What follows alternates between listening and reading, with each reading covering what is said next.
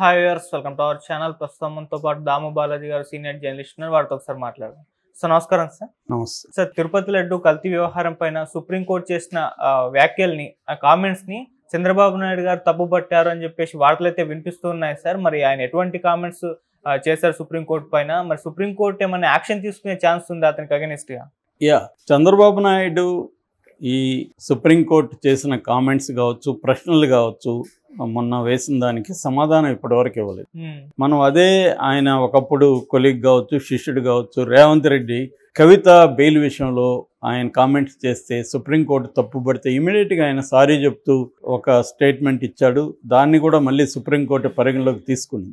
కానీ చంద్రబాబు మాత్రం అసలు అదేమీ జరగనట్టు సైలెంట్గా ఉన్నాడు. మీడియా కూడా సుప్రీంకోర్టు కీలక వ్యాఖ్యలు చేసింది, ఇలాంటి భాష వాడుతుంది తప్ప క్లియర్గా చంద్రబాబుని సుప్రీంకోర్టు తప్పుపట్టింది.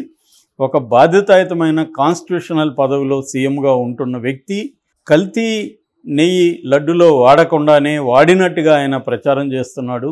సో అట్లాగే ఎంక్వైరీకి ముందే దీన్ని పబ్లిక్ మీడియా దృష్టికి తీసుకెళ్లడం కరెక్ట్ కాదు.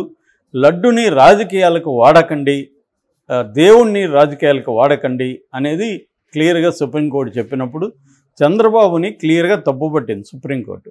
సో చంద్రబాబు ఏం చెప్పాలి? తన తప్పుకి సారీ చెప్పాలి. అట్లాగే హిందువులకు సంబంధించి కూడా చంద్రబాబు ఇలాగ మాట్లాడడం వల్ల హిందువులు ఒక మనోభావాలు దెబ్బతిన్నాయి. ఎందుకంటే ఇటువంటి ఒక కల్తీ జరిగిన యానిమల్ ఫ్యాట్ కలిసిన నెయ్యితో తయారైన లడ్డుని మేము అందరం తిన్నాము అన్న వాళ్ళు బాధపడుతున్నారు. సో దాని మీద కూడా దానికి కారణం చంద్రబాబు. ఇక్కడ మాధవిలత లాంటి వాళ్ళే సుప్రీంకోర్టు తీర్పు వచ్చినాక ఆమె రివర్స్ అయ్యి చంద్రబాబుని ఎంత తీవ్రంగా విమర్శించిందో వీడియో బయటకు వచ్చింది. సో ఇది దేశవ్యాప్తంగా కూడా అనేక హిందువులు కావచ్చు, జర్నలిస్టులు కావచ్చు, అనేక సంఘాలు కావచ్చు, విహెచ్పి లాంటి విశ్వ హిందూ పరిషత్ అందరూ కూడా చంద్రబాబుని తప్పుపడుతున్నారు. దీనికి అన్నిటికంటే ముఖ్యంగా సాక్షాత్తు సుప్రీంకోర్టే తప్పుపట్టింది. తప్పుపట్టినప్పుడు ఖచ్చితంగా తను కోర్టుకి క్షమాపణ చెప్పాల్సిన అవసరం ఉంది. కానీ చంద్రబాబు ఆ పని చేయకుండా సుప్రీంకోర్టు వ్యాఖ్యలనే తప్పుపట్టే విధంగా వ్యవహరిస్తున్నాడు. అంటే ఆయన ఏమీ మాట్లాడలేదు, కానీ పురంధరేశ్వరి ద్వారా మాట్లాడించాడు, పవన్ కళ్యాణ్ ద్వారా మాట్లాడించాడు. పవన్ కళ్యాణ్ ఏమన్నాడు? సుప్రీంకోర్టుకి తన దగ్గర ఉన్న అప్పటికున్న సమాచారం మేరకు కామెంట్ చేసింది అన్నాడు. అంటే దాని మాటల అర్థం ఏంటి? సమాచారం పూర్తిగా సుప్రీంకోర్టుకి లేదు, ఉంటే అలాంటి కామెంట్ చేసేది కాదు అనే కదా. మరి సమాచారం లేకపోతే వీళ్ళు ఇవ్వాలి కదా. వీళ్ళ తరపున టీటీడీ తరపున సిద్ధార్థ లూత్రా, ఏపీ గవర్నమెంట్ తరపున ముకుల్ రోహిత్కి టాప్ 5లో ఉండే అడ్వకేట్స్ ఇద్దరు కూడా దేశంలో. అలాంటి ఇద్దరిని అక్కడ పెట్టినప్పుడు మీరు ఇద్దరికి అడ్వకేట్లకి ఎందుకు సమాచారం ఇవ్వలేదు? పోనీ ఏమి సమాచారం ఉంది మీ దగ్గర ఎక్స్ట్రాగా? కొత్తగా ఏం సమాచారం ఉంది? సమాచారం ఉంటే సుప్రీంకోర్టుకి ఎందుకు చెప్పట్లేదు మీరు? సో అంటే దీన్ని ఏదో సుప్రీంకోర్టు ఏదో పొరపాటు చేసింది అన్న విధంగా మాట్లాడటమే ఇది ఇండైరెక్ట్గా. ఇంకా పురంధేశ్వరి అయితే డైరెక్ట్గానే మాట్లాడింది. ఒక రాజ్యాంగబద్ధ పదవిలో ఉన్న ముఖ్యమంత్రిని తప్పుపట్టే అధికారం సుప్రీంకోర్టుకు ఉందా అని అడిగింది. సో దీని మీద మరి సుప్రీంకోర్టుకి సుబ్రహ్మణ్య స్వామి ఎవరైనా తీసుకెళ్తారేమో చూడాలి. ఎందుకంటే ఆమెది కూడా తీవ్రమైన వ్యాఖ్యలే. ఆమె వెనక చంద్రబాబు ఉండొచ్చు. చంద్రబాబు కోసమే ఆమె అదేదో ఎవరో కామెంట్ పెట్టారు, బావకళ్ళల ఆనందం కోసమే ఆమె బతుకుతుందని.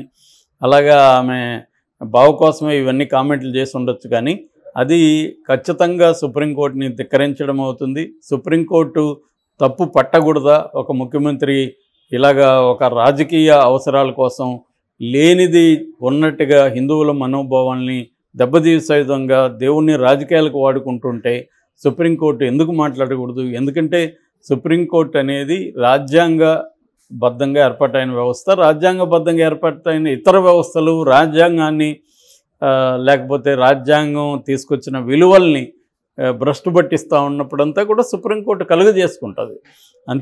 అంత తప్ప దాన్ని ప్రశ్నించేదానికి సీఎం అయితే ఆయన ఏం చేసినా ఎవరు ప్రశ్నించకూడదని ఏమన్నా ఉందా? సీఎం అంటే అర్థం ఏంటి? ప్రజలు ఎన్నుకున్న ఒక ప్రజాప్రతినిధి. ప్రజలకి వ్యతిరేకంగా బిహేవ్ చేసినప్పుడు, ప్రజలకి వ్యతిరేకంగా ఒక వర్గానికి వ్యతిరేకంగా మాట్లాడుతూ తప్పుడు సమాచారాన్ని ఆయనే జనంలోకి వదులుతున్నప్పుడు ఖచ్చితంగా ఎవరైనా అడగచ్చు. సుప్రీంకోర్టే కాదు, సాధారణ వ్యక్తులు, ఓటర్సు, సిటిజన్స్ ఎవరైనా కూడా ఆయన క్వశ్చన్ చేయొచ్చు. క్వశ్చన్ చేసే అధికారం ఉందా అని ఈమె ఎట్లా అడుగుతుంది? సో అది అంటే దీని వెనక చంద్రబాబు నాయుడు తాను డైరెక్ట్గా మాట్లాడలేక, మామూలుగానే చంద్రబాబు ఎప్పుడైనా కూడా ఆయన మెథడ్స్ ఎలా ఉంటాయంటే ఎవరెవరి దగ్గర ఏమేమి మాట్లాడించాలనేది, ఏమేమి ఉద్యమాలు చేయించాలనేది ఆయనకు తెలిసినట్టు ఎవరికి తెలియదు. బ్రహ్మాండమైన వ్యవస్థలు ఆయన దగ్గర ఉంటాయి. సడన్గా ఆ వ్యవస్థ ముందుకు వస్తుంది, ఆ వ్యవస్థ మాట్లాడుతుంది దాన్ని. అది ఆయన చాలా చాకచక్యంగా ఈ 45 ఏళ్లలో ఆయన బ్రహ్మాండమైన దాంట్లో పిహెచ్డీలు, పోస్ట్ డాక్టరల్ కోర్సులు అన్నీ కూడా చేసేసాడు. కాబట్టి ఆయన వీళ్ళిద్దరి దగ్గర ఇది మాట్లాడినట్టుగానే అర్థం చేసుకోవాలి. లేదంటే ఆయన ఖండించాలి కదా ఆమెను. అదేందమ్మా అలా అంటావు, సుప్రీంకోర్టుకి ఎందుకు హక్కు లేదు అనాలి కదా. అంటే ఈయన వాళ్ళ దగ్గర మాట్లాడిచ్చాడు, ఇద్దరి దగ్గర. సుప్రీంకోర్టు వ్యాఖ్యల్ని చంద్రబాబే తప్పుపట్టినట్టుగా ఇది అర్థం వస్తుంది. ఇతను ఎందుకు ఖండించట్లేదు, నిజానికి సారీ చెప్పాలి సుప్రీంకోర్టుకి, అది చెప్పకుండా ఇది చేస్తున్నాడు. సో సిట్ని మరి ఎందుకు ఆపారు? సుప్రీంకోర్టుకి భయపడే కదా సిట్ని ఆపారు. ఇప్పుడు సిట్టు ఎలా పనిచేస్తుంది, సిట్టు సరిపోతుందా లేదా మీరు చెప్పండి అని సెంట్రల్ గవర్నమెంట్ని అడిగింది సుప్రీంకోర్టు. అది రేపు విచారణకు రాబోతుంది. రేపు తుషార్ మెహతా సెంట్రల్ గవర్నమెంట్ తరపున సాలిసిటర్ జనరల్ సుప్రీంకోర్టులో సెంట్రల్ గవర్నమెంట్ అభిప్రాయం చెప్పబోతున్నాడు. అంటే సిట్ సరిపోతుందంటే సెంట్రల్ గవర్నమెంట్కి ఇబ్బంది అవుతుంది ఖచ్చితంగా. ఎందుకంటే చంద్రబాబే ఈ వ్యవహారాన్ని అనవసరంగా లాగింది ఎవరు? చంద్రబాబే. లడ్డూలో ఆ నెయ్యి కలవలేదనేమో CEO శ్యామలరావు చెప్తున్నాడు. కలిసినట్టుగా ఏమో ఆధారాలు ఏమీ లేవు. కలిసినట్టుగా ఆధారాలు ఉండాలి కదా. లడ్డూలో తయారీకి ఉపయోగించిన నెయ్యిలో అనిమల్ ఫ్యాట్ ఉన్నట్టుగా ఆధారాలు ఏమున్నాయి? ఉపయోగించకుండా రిజెక్ట్ చేసిన నెయ్యిలో మాత్రమే అది ఉన్నాయని, అది కూడా మేము కంప్లీట్గా 100% మాది కరెక్ట్ అని ఏ సంస్థ అయితే కాఫ్ అనే సంస్థ ఇచ్చిందో ఆ సంస్థ చెప్పట్లేదు, డిస్క్లైమర్ వేసింది. ఫీడ్లో ఉండొచ్చు, యానిమల్కి ఇచ్చిన ఫీడ్లో లో ఎనర్జీ పశువులో ఉండొచ్చు, టెక్నికల్ ప్రాసెస్లో కలిసి ఉండొచ్చు, అన్నిటికంటే కూడా మేమిచ్చిన ఈ పాజిటివ్ అనేది ఫాల్స్ పాజిటివ్గా కూడా ఉండొచ్చు అని డిస్క్లైమర్ ఇచ్చారు. డిస్క్లైమర్ ఇచ్చినప్పుడు ఎటువంటి సందేహాలకు తావులేని విధంగా దాన్ని మైసూర్ ల్యాబ్కో లూధియానాలో ఉన్న ల్యాబ్కు ఎందుకు పంపించలేదని సుప్రీంకోర్టు అడిగింది. కాబట్టి సుప్రీంకోర్టు అడిగిన ప్రశ్నలకి ఇప్పుడు చంద్రబాబు సమాధానం చెప్పాలి, పవన్ కళ్యాణ్ చెప్పాలి, అటు కోర్టుకి. వీళ్ళు ఆ పనిలో వీళ్ళు ఉండకుండా సుప్రీంకోర్టుని తప్పుపడుతున్నారు. మరి ఇదే మాట ఈమె అడిగిన మాటే సుప్రీంకోర్టుని రేపొద్దున లాయర్లు అడగగలరా? మీకేం సంబంధం, ఒక సీఎంని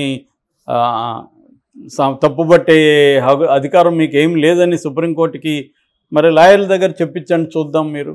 అంటే ప్రజల్ని మళ్ళీ తప్పుదారి పట్టించేదానికి చంద్రబాబు సుప్రీంకోర్టును కూడా పక్కదారి పట్టించేదానికి చేస్తున్నాడు. ఒకప్పుడు జగన్ ఇదే పనిచేశాడు, కోర్టుల్ని ధిక్కరించడం, కోర్టు తీర్పులను గౌరవించకపోవడం. అప్పుడంతా కూడా తెలుగుదేశం మీడియా కావచ్చు, చంద్రబాబు కావచ్చు, వీళ్ళందరూ విపరీతంగా జగన్ మీద అటాక్ చేశారు.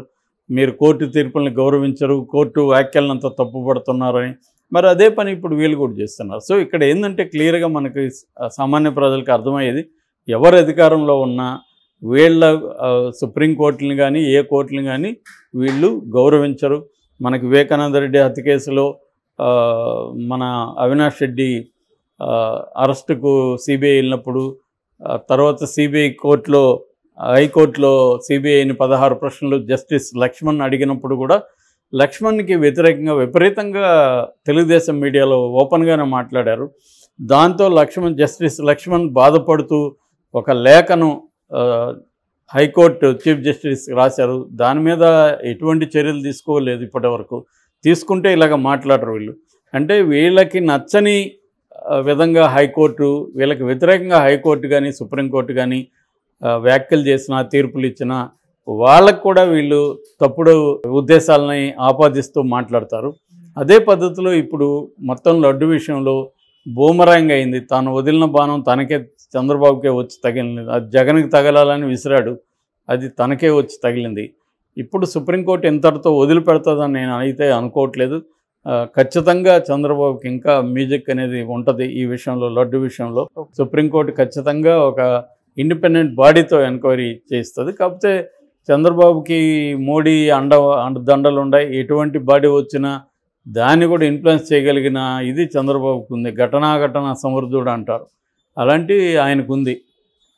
సిబిఐని రేపొద్దున ఆయన ఇన్ఫ్లుయెన్స్ చేయగలడు, రేపొద్దున ఎటువంటి ఎంక్వైరీ అయినా ఇన్ఫ్లుయెన్స్ చేయగలడు. కాబట్టి దాని మీద కూడా ఎవరికి అంత భ్రమలు ఉంటాయని నేను అనుకోవట్లేదు. కానీ మీడియాలో నేషనల్ లెవెల్లో, ఎందుకంటే ఇక్కడంటే ఈయన మీడియాను మేనేజ్ చేయగలరు, కానీ నేషనల్ లెవెల్లో ఇండిపెండెంట్ మీడియా చాలా స్ట్రాంగ్గా ఉంది. మొన్న మోడీ కూడా గట్టిగా దెబ్బ తగలడానికి ఇండిపెండెంట్ మీడియా కూడా కారణం. ధ్రువరాల్టీ లాంటి వాళ్ళు,